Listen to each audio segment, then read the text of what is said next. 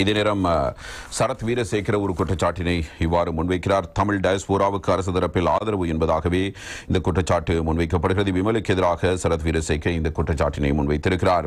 யுத்த குற்றம் செய்துள்ளோம் என்ற குற்றச்சாட்டுக்கு ஒத்துழைப்பு வழங்கும் வகையில் கருத்துக்களை முன்வைத்த அமைச்சர் விமல் ரத்நாயக்க நாட்டை காட்டிக் கொடுத்து வருவதாகவும் தமிழ் மக்களுக்கு எதிரான யுத்த குற்றம் இடம்பெறவில்லை என்பதை நிபுணர்களே ஒப்புக்கொண்டுள்ள நிலையில் விமலின் கருத்துக்களை ஏற்றுக்கொள்ள முடியாது என்பதாக முன்னாள் பாராளுமன்ற உறுப்பினர் சரத் வீரசேகர இவ்வாறு கருத்துக்களை வெளிப்படுத்தி இருக்கிறார்.